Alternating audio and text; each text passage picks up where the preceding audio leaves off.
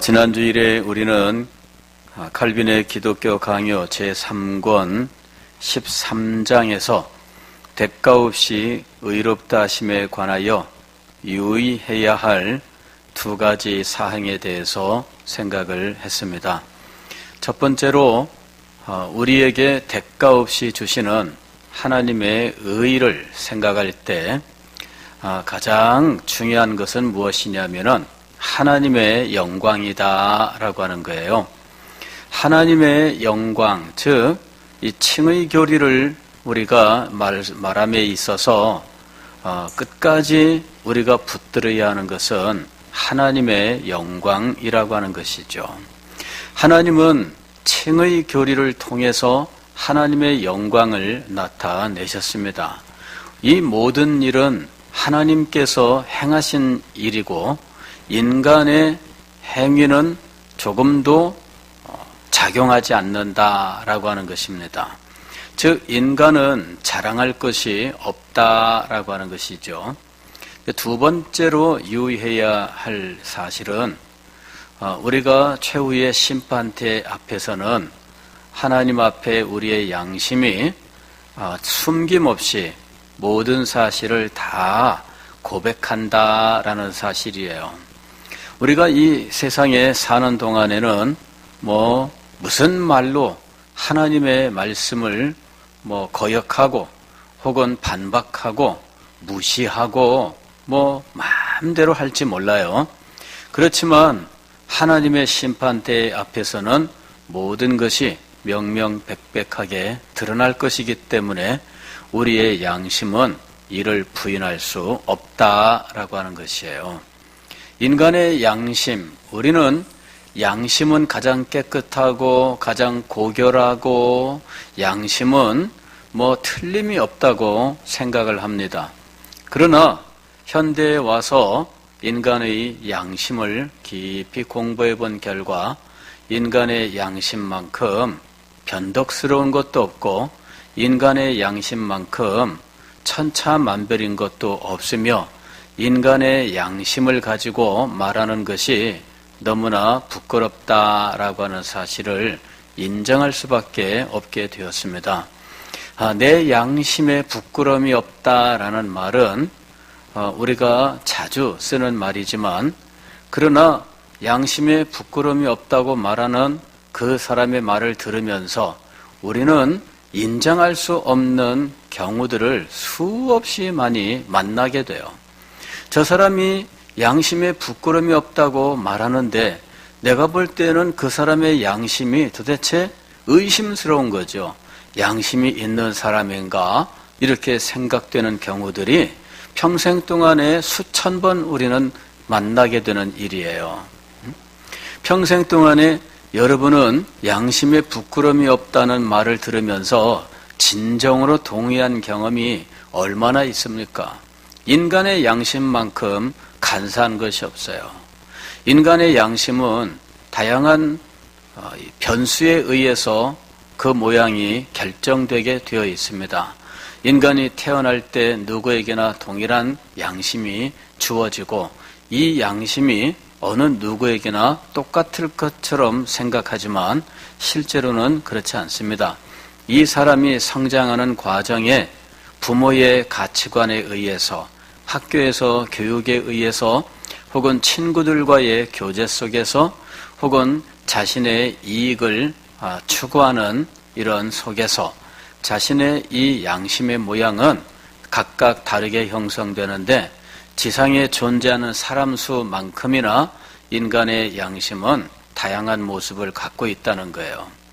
이 자리에 우리가 여러분이 앉아 계시지만 여러분이나 저나 모두 양심이 동일하지 않아요. 어떤 사람은 자그마한 어떤 일에도 마음이 괴롭지만 어떤 사람은 하나도 괴로워하지 않아요. 그거는 이 사람의 양심이 서로 다르다 하는 걸 보여주는 거예요. 어떤 사람은 이 좌판에 있는 과일한 게 이렇게 집어먹고 이것저것 집어먹으면서 막 말하고 그 다음에 그냥 다음에 올 거예요. 그리고 그냥 쓱 가버리는 거예요. 그런데 저는 그 앞에 가서 하다못해 벗지 한 개라도 집어먹고 나면은 이거 안 사고 그냥 가도 되나 이런 그 마음이 꺼려져요. 그렇잖아요? 어떤 사람은 그 백화점에 가서 혹은 마트에 가서 시식 코너 그거 다니면서 그냥 뭐 완전히 이분은 식사를 하셔요. 그냥 안 서가지고서는 이 사람이 한 접시 내놓으면은 한 접시를 혼자 다 먹고 있는 거야. 그 다음에 코너를 옮겨서 거기서 또 한 접시 다 먹고. 자, 우리는 혹시라도 먹으려고 그래도 하나 집어먹고 눈치껏 또 사라고 할까봐 얼른 도망치는데 이런 사람들은 뭐 태연해요. 여러분, 우리는 너무나 달라요. 너무나 달라요. 예.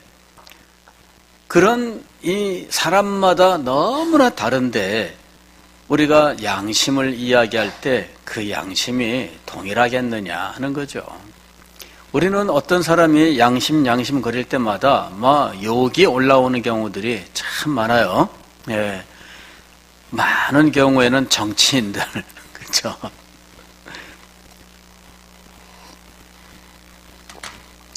이 정치인들은 우리와 너무 달라요. 근데 인간은 이 세상에 사는 동안에는 뭐 그 양심의 모양이 뭐 사람마다 다 똑같지 않지만 그 이유는 무엇이냐면은 인간이 죄를 지어서 그래요. 죄를 지어서 우리의 양심이 어그러진 거예요. 소위 말하면은 우리의 양심이 찌그러진 거죠. 그래서 양심이 찌그러지니까 뭐 자기는 바른 말을 한다고 하는데 이 양심이 찌그러진 채 나오는 거예요. 그런데 최후의 심판대 앞에서 하나님 앞에 서게 되면 모든 찌그러진 양심들이 제대로 소리를 발하게 됩니다. 그래서 지상에 사는 동안 나는 잘못한 거 하나 없다라고 말하던 모든 사람들이 하나님 앞에서 모든 일에 대하여 정직하게 고백하게 된다라고 하는 거예요. 그래서 우리는 이 세상을 사는 동안에 겸손해야 된다는 겁니다. 내 양심에 거리낌이 없습니다. 내 양심에 뭐 한 점 의욕도 없습니다. 내 양심에는 깨끗합니다. 아무리 이야기해도 이 모든 말들은 다 하나님 앞에 가면 아무것도 아니에요. 그래서 우리는 겸손해야 됩니다. 내 양심이 중심이 아니라 하나님의 말씀이 중심입니다. 이거를 확실하게 인정을 해야 돼요. 인간의 행위는 하나님 앞에서 무가치하다라고 하는 사실을 우리들은 잘 알아야 돼요. 칼빈은 기독교 강요 제3권 14장에서 바로 이런 문제를 다루고 있어요. 인간의 행위가 과연 하나님 앞에 인정받을 만한 의의가 될 수 있는가라는 문제를 다루고 있습니다. 그는 먼저 인간의 의의는 여러 종류가 있는데 그 사람의 상태에 따라서 그 의의를 말할 수 있다는 거죠. 가령 불신자도 나름대로 선행을 행한다는 거예요. 그럴 때 이 불신자의 의의가 인정받을 수 있느냐라고 하는 거죠. 두 번째로는 위선자의 의의가 있어요. 믿기는 믿는다고는 하는데 진정으로 의의를 행할 마음으로 행하는 것이 아니라 사람들에게 보이기 위해서 행하는 거죠. 사람들에게 보이기 위해서 착한 일을 행하는 것이 과연 의로운 것일 수 있는가라고 하는 것이죠. 자, 이런 모든 것들은 진정으로 의라고 말할 수 없을 거예요. 과거에 어떤 분이 그런 비유를 들었어요. 가령 여기 조폭이 있는데 조폭이 이제 이 선행을 베풀었어요. 여기 구걸하는 사람에게 조폭이 지나가다가 지갑을 딱 열더니 빳빳한 돈을 꺼내서 탁 주고 갔어요. 그걸 보고 있는 사람이 야, 저 사람은 참 착하다 이렇게 말했습니다. 그러면 정말 착할까 하는 거죠. 돈을 꺼내서 준 이 행동 자체는 구걸하는 사람에게 당장 도움이 되니까 좋은 일일 수는 있어요. 그러나 이것을 준 사람이 어떤 신분의 사람이냐에 따라서 달라진다는 거죠. 이 사람이 조폭이고 혹은 강도요, 도둑질을 하는 사람인데 지금 그가 꺼내든 이 지갑 속에 있는 돈도 정당한 방법으로 번 돈이 아니에요. 이것을 줬단 말이에요. 그럴 때 구걸하는 사람은 그걸 받고 당장 도움은 받을 수 있지만, 그러나 이 사람이 행한 이 자선의 행동은 진정으로 의롭다고 말할 수 없다라는 것이죠. 즉 어떤 사람의 의로운 행동은 그 사람의 신분에 따라서 다른 의미를 갖게 된다는 거예요. 불신자가 도덕적으로 선행을 한다 할지라도 그것이 하나님께 인정받을 수 없는 것은 그가 근본적으로 죄인이기 때문입니다. 가령 인간 중에서 도덕적으로 아주 훌륭한 분들이 있습니다. 가령 공자, 맹자, 흔히 하는 말이죠. 자, 이런 분들은 인류의 스승이라고 말할 수 있는 아주 훌륭한 분들이에요. 또 어떤 사람들은 그렇게 이름은 안 났어도 그래도 아주 참 착하게 살았던 사람들이 참 많이 있어요. 그러나 그런 사람들의 이런 모든 선행들이 하나님 앞에서 인정받을 수 있느냐 하는 거예요. 인간들끼리라면은 도움을 주고받는 표가 드러납니다. 그러나 하나님 앞에서는 그럴 수 없어요. 어떤 사람이 깽단입니다. 아주 이 사람은 무법한 사람이에요. 그래서 살인도 서슴없이 행하고 자신의 이익을 위해서라면은 그냥 조폭끼리의 왜 이 패싸움이 있잖아요.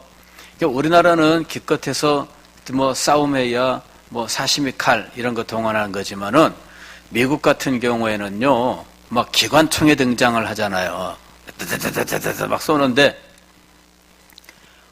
많은 사람들이 죽었어요.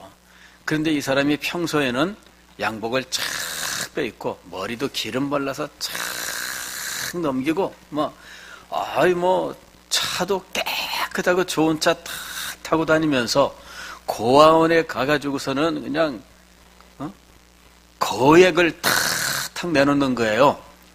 그런데 자기의 사업을 위하여서는 기관총을 동원해서 사람들을 막 죽이는 사람이에요. 고아원에 거액을 내놨습니다. 이 사람이 고아원에 내놓은 이 돈은 선행으로 인정받을 수 있을까요?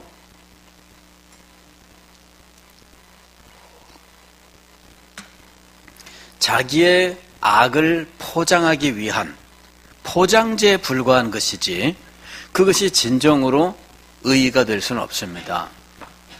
자, 인간의 의의라고 하는 것이 바로 그런 특성을 가지고 있어요. 심지어는 믿는 자의 선행, 믿는 자의 의의라 할지라도 하나님 앞에서는 의의가 될 수 없다라고 하는 것이죠. 믿는 자, 즉 중생한 자라 할지라도 그가 행하는 어떤 선행이 하나님 앞에서는 자랑이 될 수 없고 공로가 될 수 없다. 이것이 시정일관 칼빈이 가르치고 있는 거예요.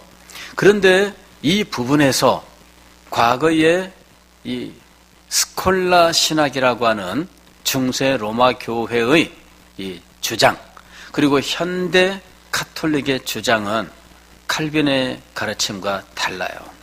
그들은 중생자가 행하는 선은 하나님 앞에 인정받는 공로가 될 수 있다라고 가르치는 거죠. 그것이 달라요. 제가 이 로마 카톨릭의 이 여덕 사상에 대해서 말씀을 드렸잖아요. 인간 가운데 어떤 사람들은 특별하게 의를 행하여 그 선행이 구원받기에 넘쳐나는 것이 있어서 이 넘쳐나는 부분들을 하늘 창고에 모아두었다가 그 창고에 있는 이 남은 덕, 모아놓은 덕을 이제 교황이 지상에 있는 사람들이나 연옥에 있는 사람들에게 줄 수 있다라고 하는 이 면죄부 사상. 이제 이것이 로마 가톨릭의 주장이었고, 이것에 대해서 마틴 루터가 잘못되었다 하면서 논문을 발표했는데, 그것이 종교개혁의 시작이 된 거예요. 자, 왜 우리는 이 여덕 사상을 인정하지 않느냐 하는 것이죠. 여덕이라고 하는 것이 무엇이냐면은 인간이 자기 구원을 얻기에 충분한 그 이상의 선행을 행할 수 있다라는 것이고, 그 선행을 모아서 그것을 다른 사람에게 나누어 줄 수 있다라고 하는 것이죠.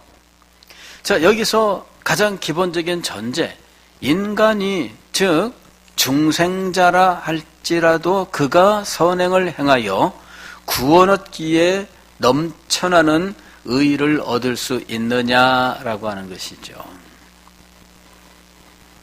그럴 수 없다라고 하는 거예요.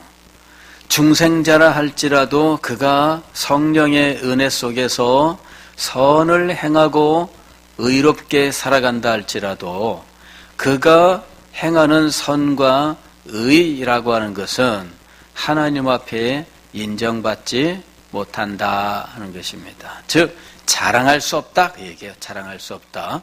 내가 하나님 앞에 가서 하나님 보세요, 제가 이 정도 했습니다 탁 하면서 그걸 가지고 하나님 앞에서 상급 주세요 이러면서 행할 수 있는 입장이냐 하는 것이죠.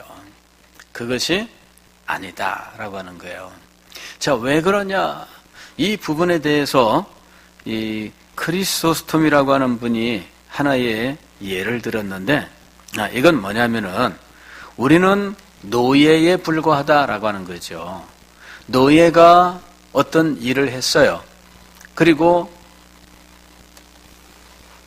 그 일에 어떤 생산되는 것이 있습니다. 일을 하고 나면 그가 거두어 드리는 것이 있어요. 그럴 때 주인에게, 자, 주인님, 제가 지금 이번 해에 이만큼 수확했습니다. 내 공로가 있으니 인정해 줘야 됩니다. 이렇게 말할 수 있느냐라고 하는 것이죠. 노예의 경우에는 어때요? 그가 주인의 집에서 먹고 마시며 살았던 모든 것은 누구에게 공급받은 거예요? 주인에게 공급받은 거예요. 밭에 나가서 일을 할 때 가지고 나간 모든 도구들은 누구의 것을 가지고 간 거예요? 주인의 것을 가지고 간 거예요. 밭에 가서 씨를 뿌렸습니다. 누구의 것을 가지고 뿌렸어요? 주인의 것을 가지고 뿌렸어요. 그러나 노동은 노예가 한 거 아닙니까? 그죠? 그런데 노예의 노동력은 누구의 것일까요? 주인의 것이죠. 그래서 노예가 자기가 행한 어떤 일이라도 주인에게 자기의 것으로 주장할 수 있는 부분은 하나도 없다라고 하는 거죠. 노예가 열심히 일을 했고 그렇게 해서 어떤 성과를 거둔 것은 맞아요. 그러나 그렇다 할지라도 노예는 그것을 자기의 공로로 주장할 수 있는 부분이 하나도 없다라고 하는 것이죠. 그러니까 우리가 중생한 이후에 성령께서 우리 속에 들어오시고 우리에게 선을 행할 수 있도록 끊임없이 은혜를 베푸셔서 우리가 무엇인가 선을 행하고 그래서 성과를 거둔다 할지라도 그 모든 것들은 누구의 것을 가지고 행한 거예요? 하나님의 것을 가지고 행한 거예요. 우리가 무엇인가 선을 행했다면 그것은 성령께서 행하신 거예요.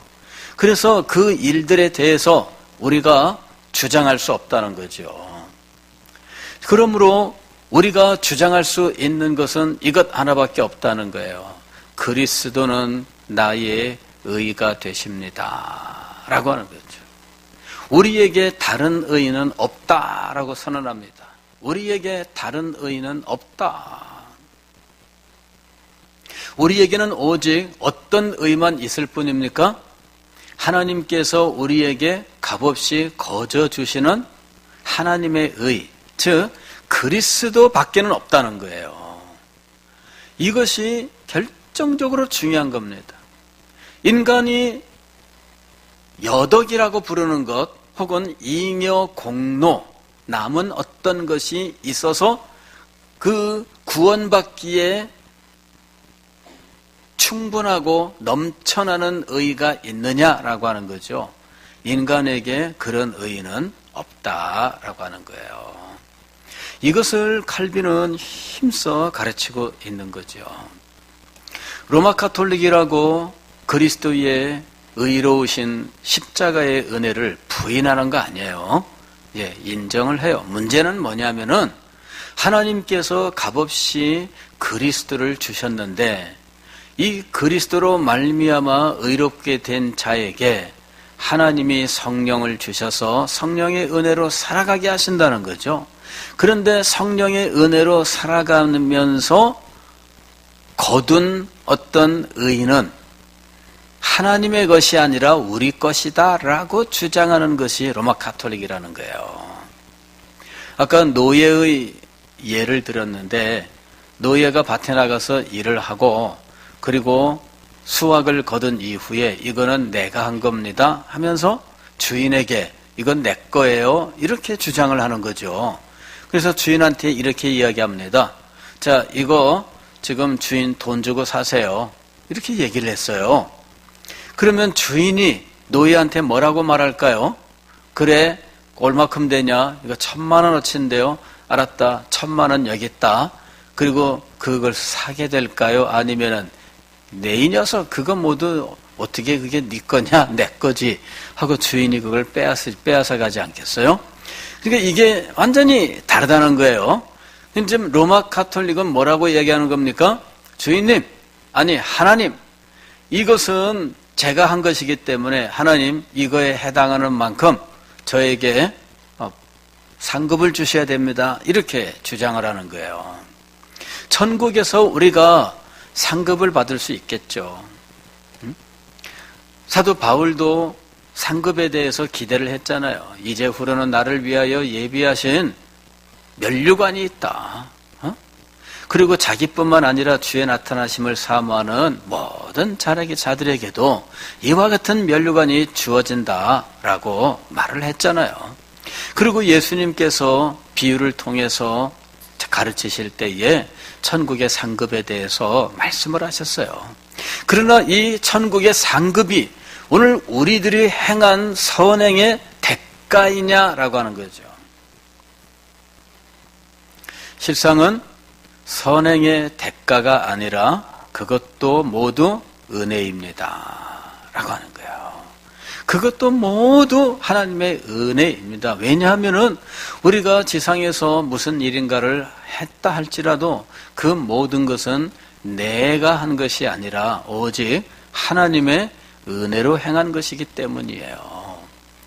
예수님께서 비유 중에 말씀하셨잖아요. 어떤 종이 밖에 나가서 일을 하고 저녁 때 들어왔는데 주인이 수고했다 말하면 그거는 주인이 그 종을 사랑하고 또 종을 은혜롭게 자비롭게 대해서 하는 말입니다. 그 종에게 공로에 대한 대가로 행하는 것이 아니거든요. 그래서 주인에게 종이 항상 해야 될 말은 제가 해야 될 일을 했을 뿐입니다. 이렇게 대답하는 것이 맞다는 거죠. 나는 내가 해야 될 일을 했을 뿐이지 주인에게 무슨 인정을 받고 그리고 주인에게 무엇을 요구할 만한 위치에서 행한 것이 아니라는 거죠. 근본적으로 우리 인간은 이제 이런 한계를 가지고 있어요. 우리가 어떤 선행을 행한다 할지라도 이것은 여덕 혹은 잉여 공로가 될 수 없다라는 거예요. 공로가 될 수 없다. 이 모든 것들은 하나님께서 베푸시는 은혜에 불과하다는 거예요. 그것도 우리에게 값없이 주시는 은혜에 불과하다는 거죠. 어떤 사람이 아주 신실하고 경건하여 많은 선행을 했어요. 이럴 때 선행이라고 하는 것은 신앙의 거룩한 일들에 해당되는 것들이죠. 이런 것들을 열심히 했어요. 그러나 그것을 아무리 많이 행한다 할지라도 우리의 죄를 해결할 수는 없습니다. 우리의 죄는 오로지 그리스도의 공로에 의해서만 해결할 수 있기 때문이에요. 우리는 우리의 의나 우리의 선행을 의지하거나 자랑해서는 안 된다, 이렇게 이야기해요.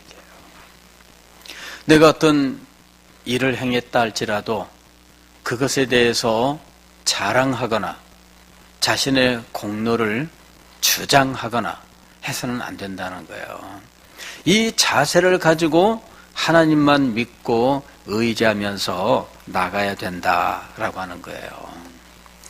오늘 우리가 분명히 기억해야 될 것은 우리에게 다른 의가 없다라고 하는 거예요.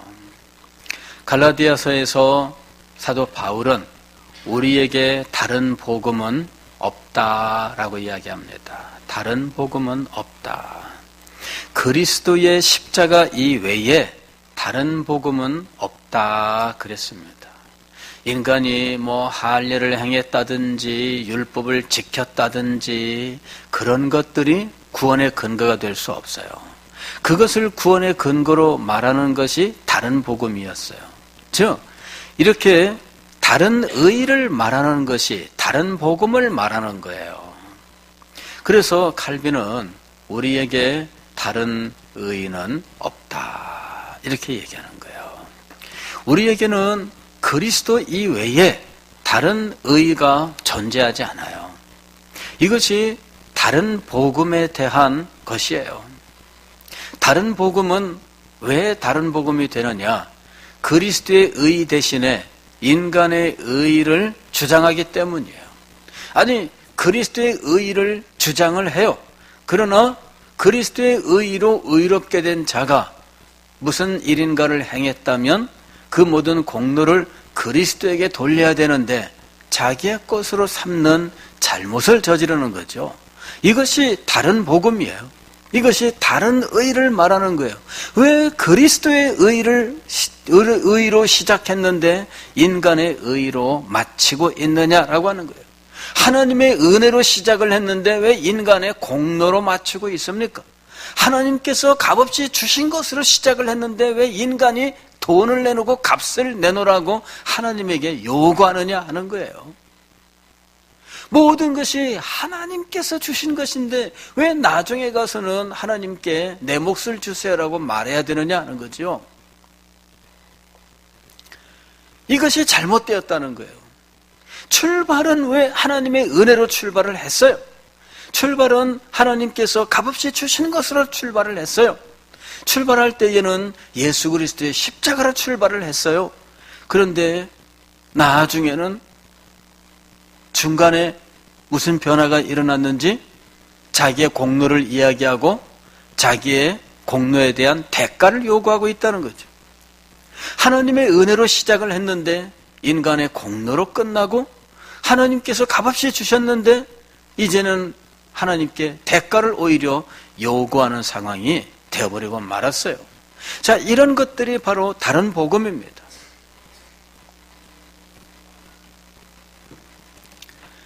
우리에게 다른 의는 없다라고 하는 거예요. 다른 의는 없다.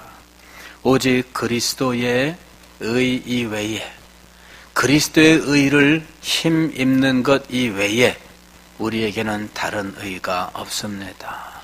철저하게 하나님의 은혜를 감사하고 찬양하는 자리에 나가야 돼요. 우리들이 평생 동안 교회를 섬긴다 할지라도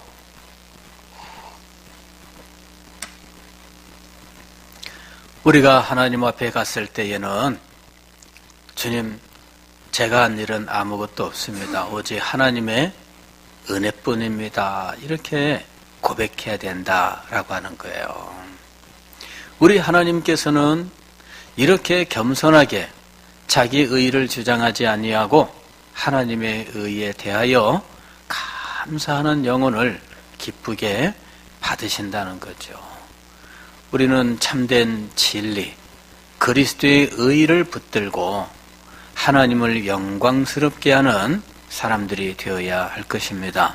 그리고 다른 의를 주장하여 다른 복음을 가르치는 것에 대하여 경계하고 참 진리를 보수하고 선포하고 가르치는 일에 힘을 다 기울여야 할 것입니다.